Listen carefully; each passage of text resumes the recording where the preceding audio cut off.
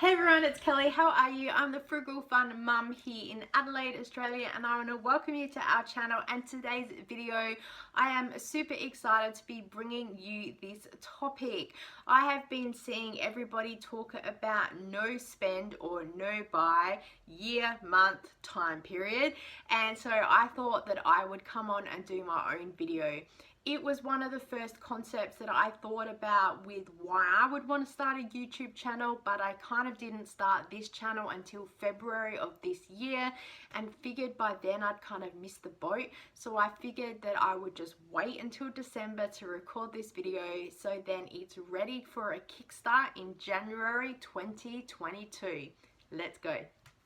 So I first saw no spend years pop up on YouTube in about 2018, and by 2019 they were booming with everybody doing them, and I kind of figured that I would kickstart off my own in 2020. But we all know what happened in 2020 and a whole lot of things just went out the window. While I definitely did cut down on all that impulse shopping and I wasn't doing as much markdown buying and stuff like that, it is the time that you're home a lot more with a lot more time on your hands and you start looking for things to do. I started doing a whole lot of gardening and baking and other bits and pieces, and it kind of led me down a few areas that I spent money in and other things that I kind of regret. But that is the beauty of looking back on review and reflection about things that have happened, and why it's a really great idea to want to be able to kickstart the new year. Not so much about setting New Year's resolutions, but just looking at a bit of a guideline and a rule book for how you want your year to go. So doing your no buy or no spend, depending on what terminology you like to use, you're going to need some guidelines and some ideas so you're figuring out, what do I do? So today's video I'm going to be going through 10 of the sort of top tips that I've seen everyone else talk about. I've kind of combined them all together to give you guys a bit of an outline and a guide. The first one is set your why. Why are you doing this? Are you in debt? Do you need to save money? Do you want to save money? Are you saving towards something? Do you need to pay something? Did you get in debt? Did you get into so much financial situation that you needed to borrow money for something and it really embarrassed you? Do you just want to do this for a bit of fun? Do you want to do this because everyone else seems to be doing it? Whatever your why, you need to be really clear on that because it will help you stay the course and stay focused. It could be an idea to create a little bit of a vision board, either, cutting out pictures from magazines or just writing some stuff down and putting it somewhere that you're going to see it. Put it on your fridge, on your bathroom wall, next to your bed, even a note in your purse, and when you go to spend money you'll see your why of your doing your no buy challenge, and it will keep you honest and on track. The second thing is, do you need to do a no buy or a low buy?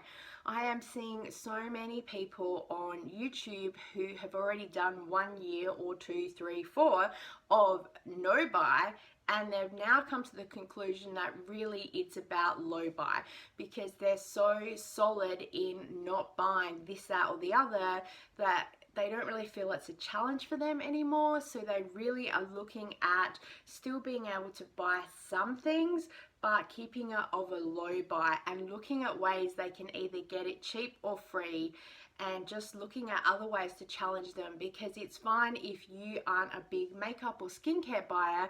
Setting a rule of I'm not buying any skincare or makeup this year, it might not be much of a challenge to you. So you need to sort of look at your reasons why. How do we look at why and how and what we're going to do? Well, it's a good idea to pull all your banking statements over the past 3, 6, 9, 12 months and look at where you're spending. I know for me, we use our credit card for every mortal single thing. So we get rewards on it, we pay it off every month, we don't have any penalties. But when I look back at some of the transactions, I look at it and go, what did I buy? what was it. So I might have gone to Kmart and I might have bought something for the house, but I also might have bought a piece of clothing. So I can't really break it all down and work out who, what, where. So it all just kind of goes under a shopping category in my budget. So really looking at what you're buying and where, and maybe where you're spending and where you want to cut down is a good way for you to work out your no-buy year. Which brings us to tip number 3, which is set your rules. You need to have some understanding of what you're doing. In life, we have rules for everything. They keep us safe and controlled and organized. So you need to set your rules for what you're going to do. There's no point making a grand statement, I'm doing a no-buy year, and then hit a situation that you have no idea what to do, and then have buyer's or spender's remorse and go, I wish I was more organized and prepared for this. So setting your rules. Looking back at your transactions, for example, will help with this. So if you look at, say, takeaway food and you see you've spent a lot of money in that and decide we want to halve that this year, then you could set that rule. You saw that you were buying out every week, 4 times a month. Great. We're only going to do it twice a month, and we're going to keep that as one of our rules.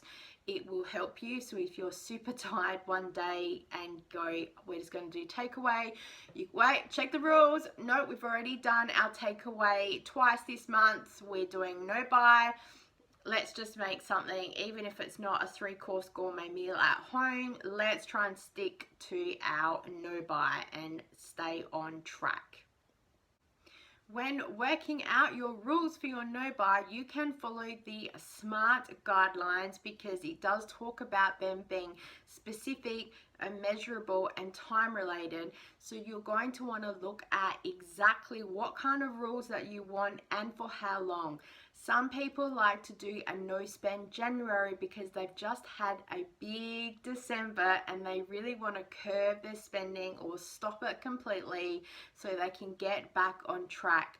Other people know that overall they're just shopaholics and they really want to pull it down, so they'll put the rules in place for a whole year. Again, it's up to you, and you need to be really, really specific, as I keep saying, about your rules, because in so many social media groups I see people get in there and go, I don't know what to do. This happened. Can I buy this? Can I spend here? Can I spend there? And just about everybody replies with, what do your rules say? And they'll go, I don't know. So it's not up to anyone else to tell you how to do a no-buy time, year, month. You need to know for yourself. So when you come up to a situation that you're not sure about, you can say, hang on, what did I say?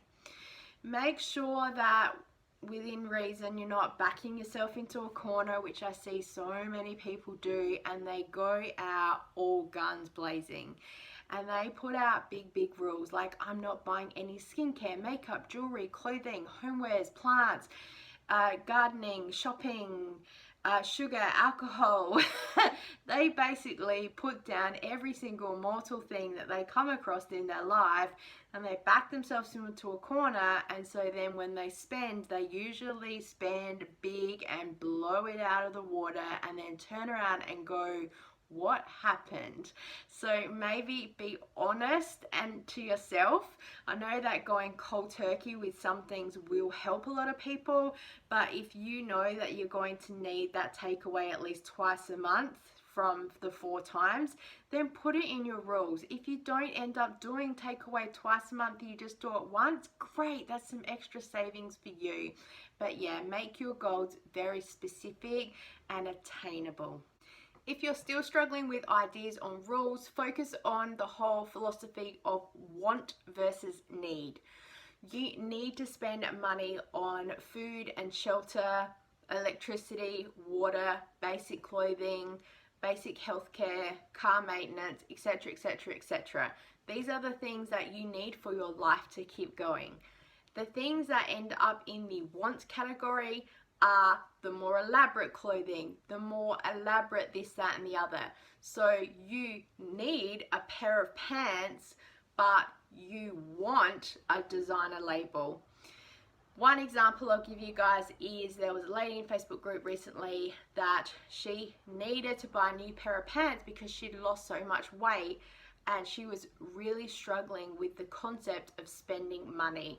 And I said to her, well, you could go to an op shop and buy a really cheap pair of pants until you find something that you're really happy with, because she was still losing weight, and it will be a fraction of the cost of maybe what you'll spend elsewhere, and just try and keep really frugally with buying that. You need to have a pair of pants because it's winter. You need to go to work, so it's an essential thing that you need. But going to like a top designer place to buy a pair of pants because you need a pair of pants, they kind of negate the two things. The second biggest thing I see a lot is that people say, my car broke down and I have to get to work and I don't know what to do. So there's a few different options. One, can you take public transport? Is it cheap enough? Is it fast enough? You need to look at the logic of this. For some people, they have to get up super early to catch public transport to get to work. If they drove to work, it might only take them 20 minutes, but catching public transport might take them like an hour. So do they have that time allowance? Do they have children they need to get to school, etc., etc.? So by doing something like an Uber or a ride share, that is worth it as a need to spend that money to get to work to earn more money. It's not a want. You want to go to work, or you need to go to work to earn that money. So that's one of the things that people do get hung up on a lot that I see, and I usually give them that, set the record straight, and it kind of alleviates them a little bit. So really focus on those things and the little nitty-gritty situations, because they can catch you in certain areas. Tip number 4 relates back to your why and your rules, which is set some goals. Are you trying to get out of debt? Are you trying to save some money? What are you going to do when you save the money? What are you going to do when you're out of debt? So setting some big goals, so something to run towards, is going to help you keep on track. When I was in business going for a big goal, I took a picture of that thing and I put it everywhere in the house. When I woke up in the morning, it was the first thing I saw at the bed. When I used to go to the fridge, I'd see it and it'd make me turn around and go back to work again. So putting pictures of your goals will keep you inspired and on track. Tip number 5 is, can you do free instead? There are so many ways that you could do this. The first is by joining any local groups. There's the Buy Nothing project, which I believe is worldwide. In Australia, we have Gumtree, where people give things away for free, and also Facebook groups where people give away some of their things for free as well. They have pay it forward groups and other things like that. The second thing is your local library. You can borrow books, DVDs, music, magazines, and all those good things. So you can still be engaged in some fun entertainment, but it hasn't actually cost you any money. Also, you're not going to have all the clutter of all the books and everything else in your house, and you've still been able to enjoy the things that you like. The third is, do you have a service or a skill that you can borrow or barter with someone else or trade and help you while it helps them? I'm a Zumba instructor, and often I've been able to give away some of my lessons for products or services that those other people have had, and we've really enjoyed being able to trade our services and our time. It helps both of us out.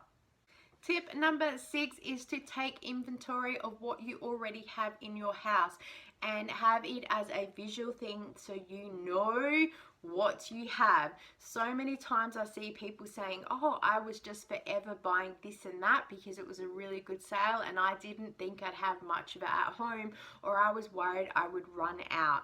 I actually kept track of a little while of some of the things that we use in this house, and I was quite surprised about how little of some things we use.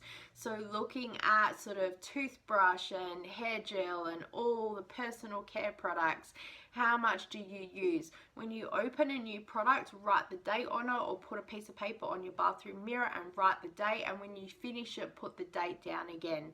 I've done similar with food to see how long sort of general things take, and I found that we actually go through some things faster than others, and it really surprised me about how much that we don't use when it comes to some of our personal care products compared to quite a few years ago. So do a bit of an inventory about all the things that you have, and you could also keep a bit of a checklist as you go through and actually do use those products, and then at the end of the year you can look back and see what you actually did use. This also brings me into not doing massive stockpiling or panic buying going in for no buy, because people are like, I just need to get some stuff and get me secure because I don't want to run out and I don't want to not buy anything. Going back to your rules, you could have a rule in there that you're able to buy replacement products if something runs out. But I think something maybe like a soap or a hand cleaning gel, if you run out of that, you're going to buy it. It's a want in today's society. We want to keep safe. So they're the things that you're going to buy anyway. Don't feel guilty about it. But this is where you could look at saying, I'm going to buy $1 soap instead of going and maybe buying a $10 designer soap bar. It's totally up to you. Again, I'll leave it to your discretion. Tip number 7 is to plan ahead. Have a look overall at your year and sort of things that are coming up, and maybe any red flags that you think you need to be prepared for. And this is also going to help you with setting your rules. So do you know that you have a month with a whole lot of birthdays in there or a whole lot of social things that are coming up? Is there a way that you can maybe cut down on these or save some money in other areas so you can still attend and enjoy these things? Again, they're things that you need to work out for yourself, so I'll leave that again to you. Tip number 8 is to set a budget and to keep track of what you do spend. So as I've said before, going through all your transactions of what you did buy will sort of give you a bit of a rough outline and a guide of maybe how to set a budget for this year. So say you spend $80 a month on takeaway and you're looking to halve that, so your budget would be $40 for the takeaway. So yes, you've got a rule that you're only going to buy takeaway twice a month, but your budget says you also can't spend any more than $40. So the two kind of go hand in hand and they'll keep you on track. Tracking also what you've spent at the end of each week, fortnight or month, however you want to do that, will also get you to see where you are spending your money, where you're maybe saving a little bit of extra, and also hopefully tracking all those savings and see them all adding up, which is lots of fun. Also, keeping on track, it helps a lot of people to create and keep a little bit of a journal for you to be able to write down your thoughts and your feelings and emotions and just nut it out on paper where you're at. If you're having a really happy and positive day, then write that down. If you're really struggling, then also write that down. So if you get to the end of the month and you're just really struggling, make sure then you can look back at your journal and see your wins or see where you were struggling, and maybe that's something you might want to look at moving forward into the future. If you plan on doing another no-buy year, then that's something you can be aware of for the next year. But just jot everything that comes down out of your head. Then one, you're not thinking about it constantly, but two, you have a little bit of a reminder about sort of how your journey went. And as I said too, it's really good to be able to look back at all sort of the positive messages that you can write yourself and write some motivational quotes. Keep going, you've got this, you're awesome, and it will just help you keep on track. Tip number 9 is to create a bit of a support network around you, and that could look like a few different things. Either people in real life that you know will encourage and cheer you on and just be a really good listening ear to you, or joining some Facebook groups that are all on the similar journey. Check out a few different Facebook groups because there's different kind of fits and ideas, and check out some of the rules that they have. I know that a couple of groups I've been connected with have had some really great rules for helping people keep on track. One of them was you can't share photos of items that you've bought because it might be a trigger for someone else. Yes, you save money on the item and you're excited about it, but don't share the picture because it might encourage someone else to go looking for that product online. So some of the rules are there for a reason, like you have rules to do your no buy, so creating a bit of a support network around you. You're going to hear some negativity from people that are like, you're not going to be able to do this, well, I don't know why you're bothering, etc, etc. Usually the negative things are from people that do love and care about you, and they're trying to protect you, and it can be really hard, and you're like, well, I'm gonna show you, I'm gonna do it anyway. And then sometimes that can get you even more in a funk, and then you get depressed and you go and buy something, and it just leads into this whole cycle. That's where I'd stop and encourage you to write in your journal and say, I'm really frustrated about this thing or whatever, and try and do something to keep your mind off of things and move into a more positive direction. Maybe go into the Facebook group and vent about it in a semi-positive way, like I'm really struggling with the lack of support that I'm receiving, and people can give you some encouragement and guidelines in there. Tip number 10 I have is to make sure that you're using positive words. You need to be committed and responsible for what you're going to do. So many times I see in Facebook groups people write, I hope I'm going to be able to do this. I hope this is going to work. I'm going to give it a try. As Yoda would say, do or do not. There is no try. You need to be responsible and accountable for your own rules and actions. There's no point going into this no spend and saying, I hope that I do well, and then go, I spend, oh well. You chose to spend that money for probably a want, not a need. You need to be responsible that you did it. And the next thing that people use a lot is, I failed, I spent. You didn't fail because one, you're owning up and you're being accountable and you're sharing it with other people, but two, you're probably still on this journey. It's not like you just flipped the whole Monopoly board and went, that's it, I'm done, I'm out of here. You're still on this journey, but you just spent, you hit a roadblock, so you need to look at how you can move past it. Can you return the product? Or can you say to yourself, right, that's it, one less takeaway next month because I want to get back to balance with what I did spend this month. So again, we need to be accountable and responsible for our own actions, use positive and affirmative language, and keep on track. So I hope that this has helped you guys, just to give you some clarification around no buy, whether it's a month or a year, and just some of the top tips and tricks that I've been seeing everyone talk about. I think the biggest thing that I get is watching a lot of the YouTubers a year after their no buy and reflecting back on the year, and them talking about what they expected to what really happened and what their thoughts and feelings are around it as well. So I really enjoy watching a lot of content creators with that, because I enjoy watching the journey.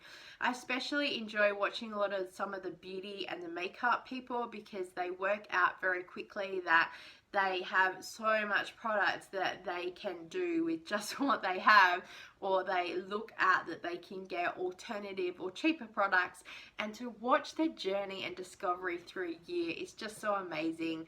And their attitude towards spending and buying, and just to see them personally develop as well, which I think a lot of people find doing a no buy year, it really helps them as well. Thank you so much for watching, guys. I'd really appreciate it if you'd give this video a thumbs up, and let me know in the comments below if you're planning on doing a no buy year or month or whatever it is, and why not come and join us in our Facebook group, where we're going to be having a little bit of a no buy theme with different ideas throughout the year. So come and join us over there. If you haven't already, I would love for you to subscribe to our channel. Our goal is to get to 1,000 subscribers, and we are nearly there. And in the new year, I'm looking at bringing you some new content around budgeting and money and no buy and other fun things. So I thank you so much for this year. I hope you had a very Merry Christmas. I'm wishing you all the best for a happy new year, and until next time, I look forward to seeing you then. Bye!